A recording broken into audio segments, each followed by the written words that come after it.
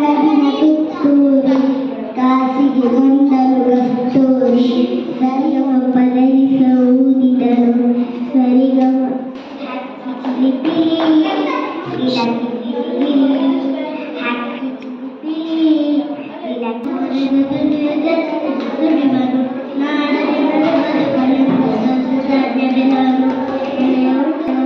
ಹಣ್ಣಿನ ಹೂವಿನ ಚಿಟ್ಟೆ ಚಾದರದ ಚಿಟ್ಟೆ ಕೊಟ್ಟವನ್ಯಾನೆ ಬಣ್ಣದ ಬಟ್ಟೆ ಚಿಟ್ಟೆ ಚಿಟ್ಟೆ ಚಂದದ ಚಿಟ್ಟೆ ಕೊಟ್ಟವನ್ಯಾನೆ ಬುಡು ಬುಡು ಬುಡು ಹೆಜ್ಜೆ ಇಟ್ಟು ಕನ್ನಡಿ ಸುಗ್ಗಿ ಬರಳು ಇಕ್ಕಿಯಾಡಿ ಗುಡಿ ಬರಳ ರೈತರು ಬೆಳೆ ಕೊಯ್ದು ರಾಶಿ ಬೆಳೆಗೆ ತಾಗಿ ತರುಳು ಸುಗ್ಗಿಯಲ್ಲಿ ಜಗ್ಗಿ ನಗರದ ಟೌನ್ ಹಾಲ್ನಲ್ಲಿ ಓರ್ವ ವಿದುಷಿಯ ಒಂದು ಕಾಡಿನಲ್ಲಿ ಕರೆಯುವ ಸವನಿತ್ತು. ಅದು ಕೊಕ್ಕರ ಜೊತೆ ಗೆಳೆತನ ಬೆಳೆಸೌಂದರ್ಯ. ಒಮ್ಮೆ ಕಾಡಿನಲ್ಲಿ ಎಲ್ಲಾ ಪಕ್ಷಿಗಳು ಸೇರಿ ಹಬ್ಬ ಆಚರಿಸಿದರು. ಅಲ್ಲಿ ಸೇರಿದ ಎಲ್ಲಾ ಪಕ್ಷಿಗಳು ನಾನು ಚೆನ್ನಾಗಿ ಎಂದ ಬಿಗಿನ ಕಾಗೆ ಒಂದು ಕಾಗೆ ಹಾರಿ ಹೋಗುತ್ತಿತ್ತು.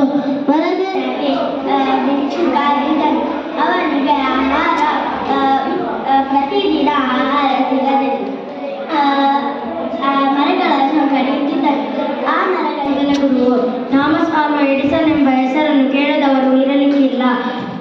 ವಿದ್ಯುತ್ ಶಕ್ತಿ. ಒಂದು ದಿನ ಬಾಯಾರಿದ ಕಾಗೆಯು ಹಾರಿ ಬಂದಿತು. ಕಾಗೆಗೆ ಬಾಯಾರಿಕೆ ಆಯಿತು. ನಮಸ್ತೆ, ನಾನು ಹೇಳೋ ಕಥೆಯ ಹೆಸರು ಶ್ರಮಕ್ಕೆ ತಕ್ಕ ಫಲ. ಒಂದು ಪುಟ್ಟ ಗ್ರಾಮವಿತ್ತು. ಅಲ್ಲಿ ಒಂದು ಹಿರಿಯ ಪ್ರಾಥಮಿಕ ಶಾಲೆ ಇತ್ತು. ಅವನ ಕೈ ಜಾರಿ ಕೊಳಕ್ಕೆ ಬಿತ್ತು. ಅವನು ಬೇಸರದಿಂದ ಒಬ್ಬ ರೈತನಿದ್ದನು. ಅವನ ಹೊಲೆಯನ್ನು ಮೊಲದ ಜಾಣತನ. ಒಂದು ಕಾಡಿನಲ್ಲಿ ಆನೆ, ಸಿಂಹ, ಮೊಲ, ಮರ ಮತ್ತು ಹುಲ್ಲು. ನದಿಯ ತೀರದಲ್ಲಿ ಹುಲ್ಲು ಸೊಂಪಾಗಿ ಬೆಳೆದಿದ್ದವು. ಪಕ್ಕಕ್ಕೆ ಅದು ಎಲ್ಲರಿಗೂ ತೊಂದರೆ ಕೊಡಲು ಶುರು ಮಾಡಿತು.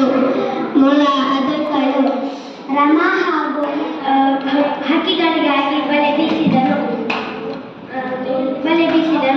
ಬಲೆಯಲ್ಲಿ ಕಾಲುಗಳನ್ನು ಹಾಕಿದನು.